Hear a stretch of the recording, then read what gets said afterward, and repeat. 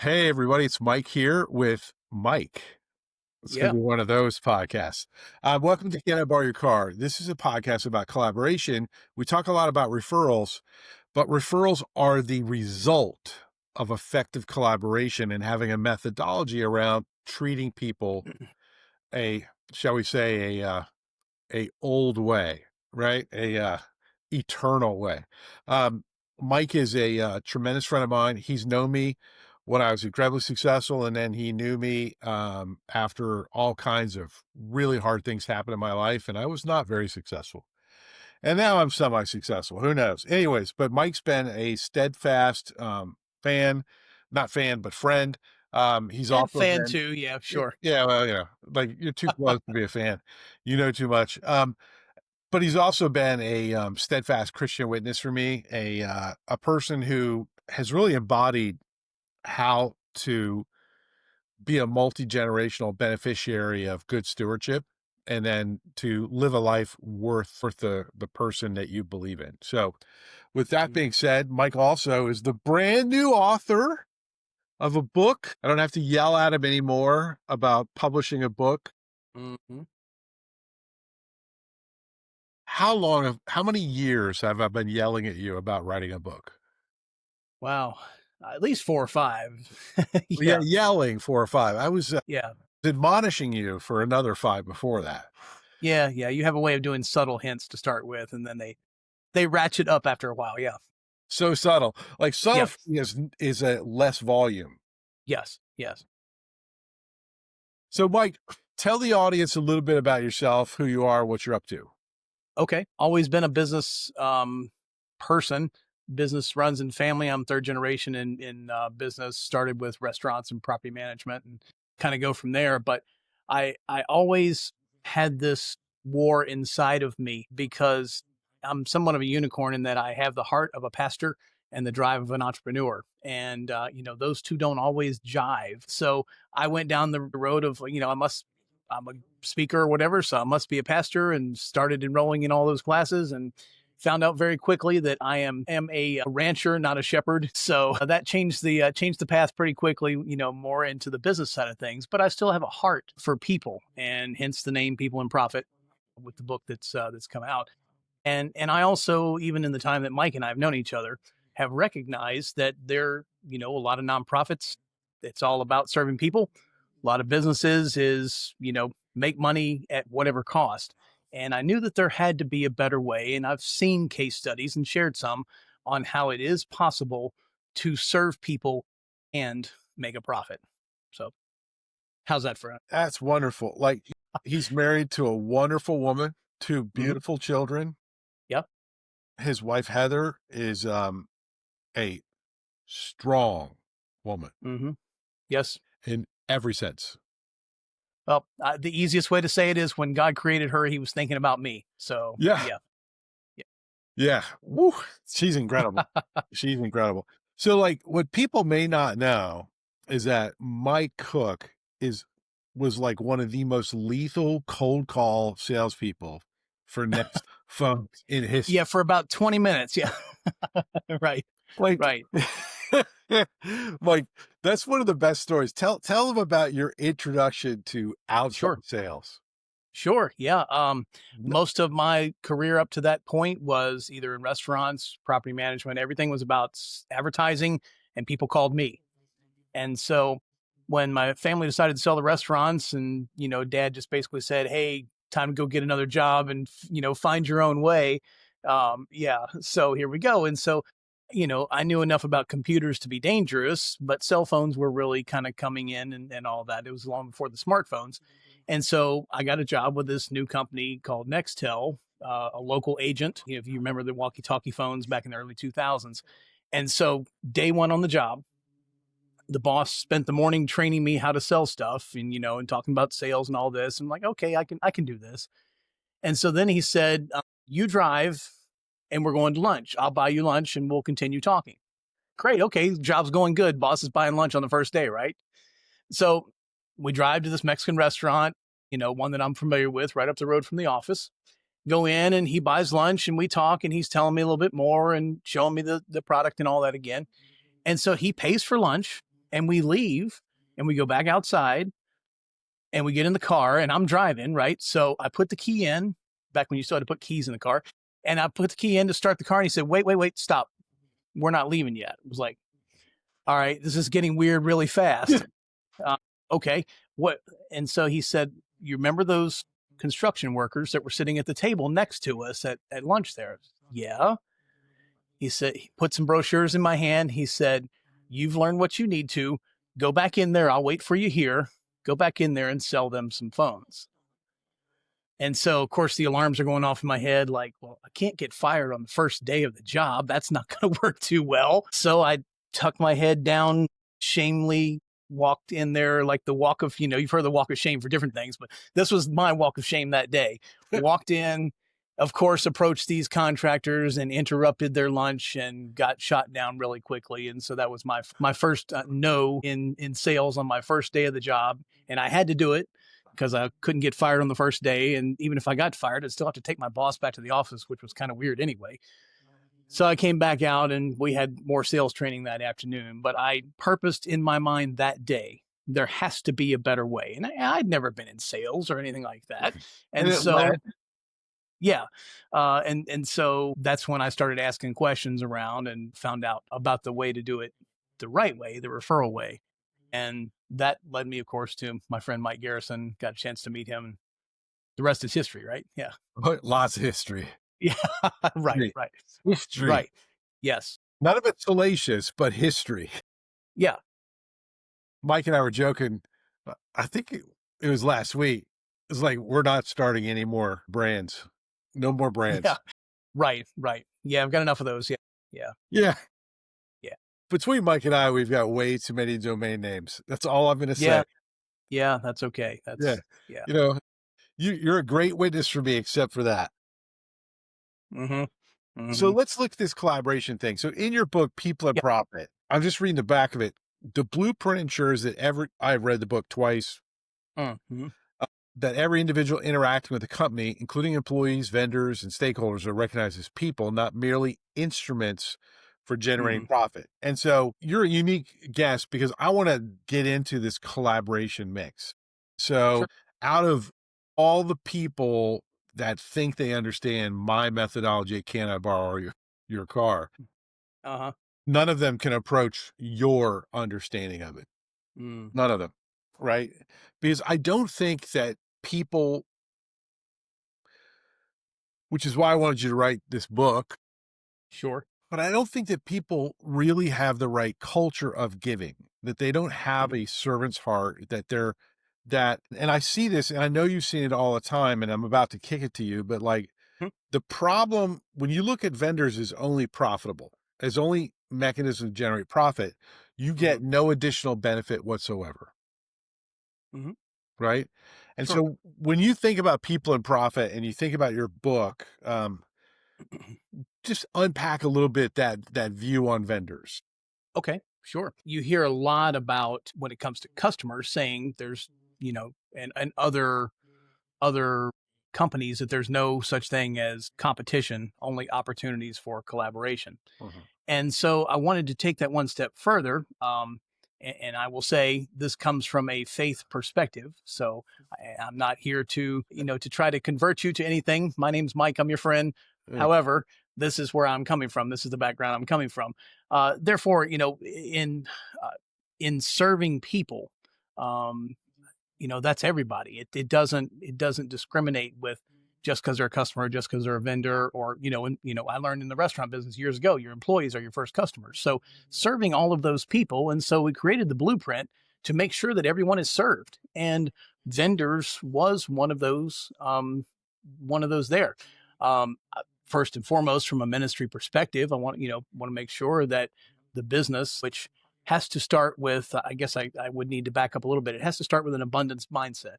I believe that it's not just one pie that we're all fighting for. There's plenty of pies out there for everybody. And therefore having that abundance mindset, and then having a stewardship mindset. I don't own this. This has been gifted to me to be a steward, to manage well. And so therefore, in doing so, that includes every relationship. It includes customers, of course. We want to take care of customers. It includes employees, and those two usually are in the culture building things with companies. But we can't forget about the vendors and the stakeholders, the people that we couldn't do it without. And frankly, they couldn't do it without us either if we're collaborating in the right way. 100%. So Yeah. like, so Mike is a great stabilizing factor on me. I have, I've been reawakened spiritually thanks to recent events in the States. Mike's one of the few people in my life that knew me when I was sold out and fired up. Hmm. Right. So I'll say this is like, I'm not here to convert you, but if you want to talk about Jesus Christ, you can call me anytime and we Oh, will talk sure. about it. Right. Like, and I know you're the same way. That's Absolutely. really what we're talking about here. We're talking about Christian values Hmm. from the word of God. And, Hmm. when you think about these vendors, like I, you've owned so many businesses. And so I'm looking for a couple of stories. So I'm going to tee you up and then Okay. I know you got the Sure. stories. And if you Okay. don't, I'll tell the stories about you. But, so one of the things people don't think about a lot when they're running a small business and they've got a profit mindset, not a Mhm. people mindset, Mhm. is they're not thinking about what happens if things go bad. They're not so like when I wrote Can I Borrow Your Car, you were absolutely a huge part of that process.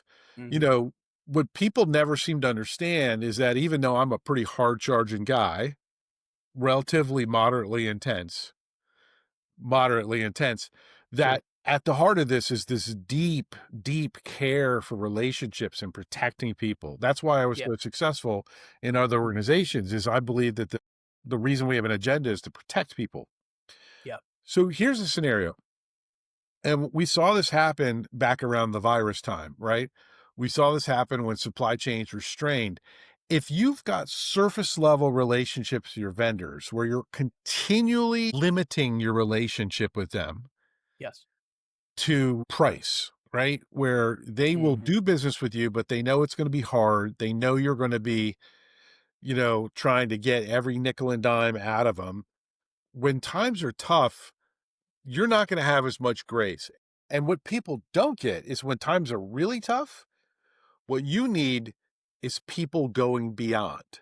It may not be a thing that it's a money problem. It may be a time problem. You may need to have them spend social capital on your behalf. Is that kind of where you're going? And thinking about the Mhm. many businesses you've owned, your grandfather, all these things. Yeah, it's very similar to the customer service type thing. Be careful what you say and how you treat people. You never know who they're connected to, and you've read many books and customer stories Especially in about. Lynchburg. Right, yeah, and then so I'm in a small town, Lynchburg, Virginia, where, if I didn't go to high school with them or church with them, my wife probably did, and so, she dared me one time because it got so frustrating about everywhere we go, you see somebody we know, right? And so we were at Myrtle Beach, South Carolina, 5 hours, 6 hours away, and so she jokingly said, "I bet you're not gonna see anybody you know here," Oh, Sure. Heather. Within minutes, we're walking down the sidewalk, and here comes a realtor from Lynchburg, Virginia. Hey, Mike, how you doing? So just be careful what you say and who you say, and Did and this all that kind of. end with you getting smacked? Right. Well, yeah, yeah. We had an intense moment of fellowship after that. That's what we never argue. That's just yeah, yeah. I've never argued with Heather. Right. So, but yeah, so the same is true though with the vendors. It's much like in an office setting, you want to take care of the people who take care of you. The office manager, the receptionist, they're looking out for you. Vendors are the same case, and sometimes that can be generational.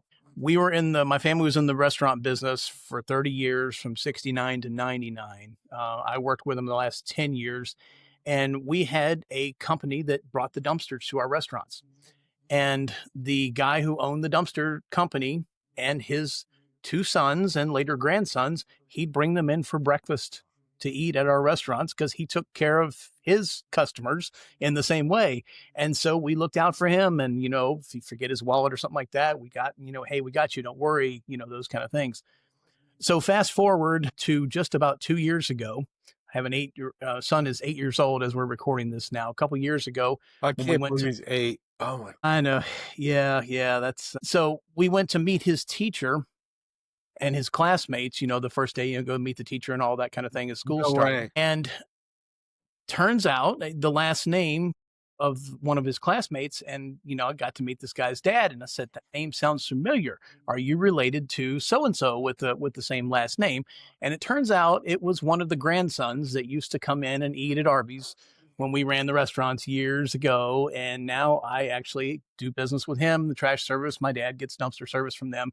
Third generation there is doing, and so what if we'd have, it's the trash guy. What if I'd have treated him differently Mm. or not at all, or looked down, here years later. And when we were moving recently, I needed a dumpster. I made the call. He took care of me, and his people took care of me. Some of the same ones that worked there years ago. So yeah, don't forget about your vendors. Yeah. It's so important. My flip side of this is there have been times where because of how a client of mine treated a vendor, I Hmm. no longer work with that client, Yes. right? Yes. Because and this is I don't know if you came up with this or if I came up with this because this is a problem with being friends for a while. Yeah. Abundance mindset. It doesn't matter where it came from. Over 20 years. Right. Yeah. Well Yeah. over 20 years. We were right out of the high school when we started this. Yeah, Yeah. exactly. Exactly. Elementary. Ignore the white hair. Right. Right. Yeah. But hey, we still got our hair though. Well, true. True. So, but your haircut hasn't changed at all. But when you look at it, it goes like this. When I refer clients of mine to Hmm. vendors of mine Hmm. that I have been treating as people that Hmm. help collaborate to create profit Yes. together, Hmm. I not expecting my vendor, my collaborative partner to not make a good amount of profit. Like I Hmm. want a worker's worth of Sure. wages, second Yeah. kings, right? Pay Yeah. Sidonians, whatever they charge, right? Hmm. And number two, I'm not expecting them to allow my client to treat them badly either. So I think sometimes people miss that with can I borrow your car? Is ideally there may be multiple exotic Hmm. vehicles, right? And like some of my vendors are really like, so if I refer somebody to you and they treat you badly, that's Hmm. not going to go well for them, Hmm. Hmm. right? You and I have got an established relationship, Yeah. been through a lot of stressful and some really great times. Hmm. My default response is going to be, "Hey, Mike, I'm so sorry that I introduced you to that person. Like, should I go Old Testament or New?" Yeah. I think you tell the story in your book about a certain Yes. salesperson. Should I go any farther? Yeah. Yeah. There, you have to read the book. Yeah. Yeah. Yeah. Let's just say custom clothing. Ah, there we go. Yeah. Yeah. Yeah. Yeah. Right. Yeah. You don't see us wearing that now, right? That should tell you the story. No, unbelievable. But like it really is crazy. And so what would be some so let's look Hmm. at most of the people that are going to be reading your book, Yes. right, are probably going to be born again Christians. Hmm. It's not restricted to that in No. any way. Right. And Right. that's the cool news about God's truth is it's universally effective. Even if Yeah. you don't believe, you can still benefit. Hmm. What are some advice that you would what are some advice? Hmm. What is some advice that you would give Yeah. a small business owner who's really your kind of target audience here? Yes. What is some business advice you give your small business owner in how to, number one, evaluate their current relationships with vendors, and then number two, Mhm. start this process? Because one of the things all business owners freak out about is sudden and rapid change at a profound level because it's Sure. just Yeah. so risky. So, how would you encourage them to start this process? Well, one of the things I say early Other on in the book. than Mhm. read the book. Well, yeah. Yeah. Gratuitous Sure. plug number two. Yep. Is if it's lonely at the top, you're doing it wrong. So collaborate with some other business people and share ideas, just for starters, but then begin to set up the collaboration between your leadership. One the big thing that I have in there is talking about a 3-person leadership team. Comes from one of the wisest men who ever lived, who wrote something that said, "A cord of three strands cannot be easily broken." And However, we're talking about three different leaders. And so, in the case of the vendors, the COO, the chief operations officer, their sole responsibility for dealing with the people that the company interacts with is the vendors. And so, when we split up those roles, the chief stewardship officer serving employees, chief brand officer serving customers, and then chief operations officer serving vendors. And so that can be interchanged, serving, ministering, depending right. on your walk of life and all that. But that also requires collaboration between those three people. And when I say business partners, you've got the financial investment and somebody's the managing partner who put the money down and, all of that. I'm talking about from a leadership perspective. These are equally yoked, if you will, together. And though they're looking out for each other. Now, if you're a solopreneur like myself, congratulations, you're wearing all three of those hats It's right. until you can either hire for it or find some, consultants to help you with. And there are fractional COOs out there, just like there are fractional CFOs now. So you can actually get that and fill in those gaps. But to begin thinking of that mindset, just like some of the old business books used to talk about, draw the org chart and put your name in all the boxes and figure out which one you want to erase first. Same thing. We're just talking about three key leadership roles. You're doing those jobs anyway. This just kind of puts it into a framework. And part of that framework is making sure to not leave out serving your vendors. So that's cool. That's the big picture. So like, Mhm. I'm just going to give you a scenario. I want you to Yeah. unpack it. Right. Okay. So, um, I, so I have Mike runs a organization called Strategic Doers, right? Mhm. Which brings in owners, Mhm. right? Is it owners and CEOs or Sure. Anybody in the kind of in that leadership of leader? business. Yes. He brings them in and they work together to number one, to serve Christ and how they run their Mhm. business, but number Mhm. two, to grow the business. So Yeah. say we had a new member of one of your strategic doer groups Mhm. who hasn't been, shall we say, operating the abundance mindset completely with Mhm. vendors, and they feel challenged or convicted, right? Mhm. That they Mhm. need to start to improve that relationship with vendor. How would you encourage them to have that first conversation with a vendor looking to change that relationship, to begin Mm. that process? Well, it's going to start with something that is a rare thing with business people, with entrepreneurs. Think back to why we all started the business in the first place. There's many reasons, making money and all that. But one of those reasons is cuz I can do it better than the boss and I can do it better than the company I'm working for. And so we come into this entrepreneurship role with that arrogance. And so the first step really, and like a lot of other multi-step programs, I guess I'll say, is admitting it's not about me and I can't all do it all by myself. And, and that's kind of where that abundance mindset comes into play. Mhm. That's where the stewardship mindset comes into play. I don't own it. All of those things. It has to start with that humility. Another book I always recommend, although you don't need to read the whole thing, you only need to read the first sentence. It's called The Purpose Driven Life, and the very first sentence says, "It's not about me." Yeah. You don't need to read the rest. So Yeah. that's kind of the Don't starting don't point. Yeah, don't dive too yeah. deep into the theology of I know. Okay. Not really theology. No, I just mean the author. More people would get that, and we wouldn't have as many arguments on social media. That's another topic, but yeah. Yeah. Yeah. No, I Mhm. think humility is a superpower when you look at relationships Yeah. because arrogance can attract people when they perceive it as confidence. Yes. However, arrogance masquerading as confidence gets found out. Pretty quickly. And Yeah. then Yeah. and then it is not. Including with vendors. Yes. Yes, fair, so much so, right? And so I like that start. The only thing I would add to it, Mhm.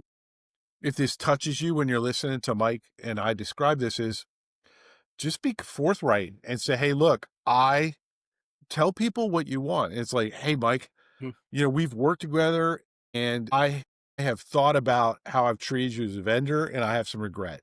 Yeah. I just want to I want to kind of reset our relationship. I want to find out Mm, about what is good profit for you. I want to find out about what's good business for you.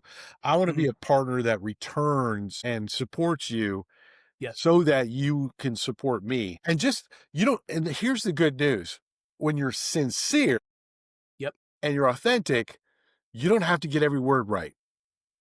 True. True. Yeah. That is the great news about humility. Humility is what they're going to hear. You don't have to say the perfect script. Everyone, when I talk about referrals, they're like, "Well, what's the perfect script?" I'm like, "It's you talking with humility, looking to Be give." yourself. Yeah. Yeah. That's it. The only thing I'll sometimes say is like, "Hey, how do I start a referral relationship?" I'm like, "Well, wear clothes on the first date." That's important. Yeah. Yeah. I will also say this, as with anything in the referral marketing space, you have to walk the talk. So when we're talking about vendors here, one way that I learned from my dad for years, definitely pay them on time, just like show up for an appointment on time, you know, on time is early, early is late, and late is unacceptable is what my Right. sales managers used to say. But the same thing is true with paying. Definitely pay on time. But if you really want to build a good relationship, pay early. Pay when you receive the invoice if you're able to do so. And it's funny, I can tell many other stories over the years, especially when we were in property management, when the water Oh, pipe broke at 10 o'clock on Saturday night and I made a phone call to somebody because they knew they would get paid on the spot or very quickly. They're a whole lot more quickly to, and that's not why we did it. It's just who we are, and that has to come from it as well. But, you know, making sure to at least pay them on time or pay, they probably got several calls that Saturday night at 10 o'clock. Who do you think they like jumped in the car and ran and helped? Yeah, yeah. there's a degree of competition with vendors to make sure Hmm. you are Yeah, valuable to them. sure. You're the one they want. Yeah, yeah. And word gets out. He pays on time or he pay, right. Yeah. Hmm. Yeah, and I know this will be kind of the last little thing we hit, but Hmm. it's talk about legacy is I think a lot of times, and especially when you look at the demographic trends, what's happening Yeah. with well, you and I are X, right? Yes. Right, we're getting a little long in the tooth. There's a lot of businesses in a transition and an emerging area, big time threat Yeah. for businesses going to be around for at least 5 more years. Mhm. There's a whole bunch of people that are specialty vendors that may not be around. And if you aren't involved in those businesses and you're not aware of their succession plans, you Yep. may have a really hard time. Yeah.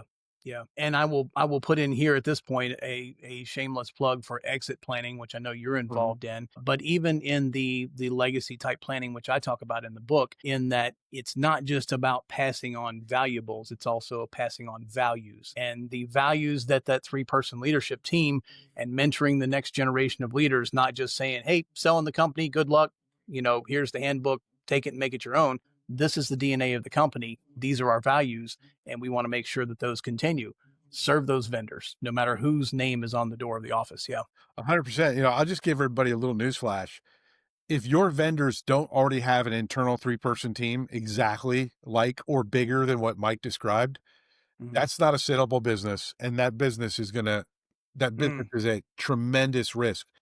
right. There's a reason disability insurance costs more than life insurance, and it's Mhm, because it's mhm. higher probability. And unfortunately, a lot of businesses have never had the pleasure of working with a gifted risk management, AKA commercial insurance agent that really understands how to talk about risk management, not just write premium. And that's really what we're talking about is there's aspects of risk that you can outsource to insurance companies. There's other aspects of risk that you have to insource, that you have to build and you have to work on inside your own company. Hey, Mike, we're getting ready to take an exit here off the highway and finish up this podcast. I got some feedback. I need to stop saying it's time to land this plane because it's about can I borrow your car? Okay. Maybe I'm being aspirational. Maybe I'm talking about can I borrow your plane? That's another Well, book. That's another book. yeah. Different relationship. Yeah. Yeah. Where can people find you? Where can people find out more about what's going on? I'm thinking Mm, specifically of Strategic Doer and other yeah. Mhm. things that I know you're working on a new thing for entrepreneurs that already said yes to.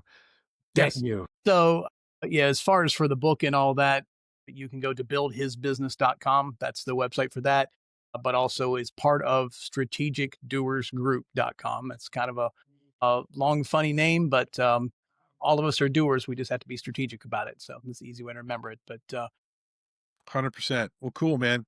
Well, brother, it's been great. I will see you soon. yep, thanks for hanging on. Yeah.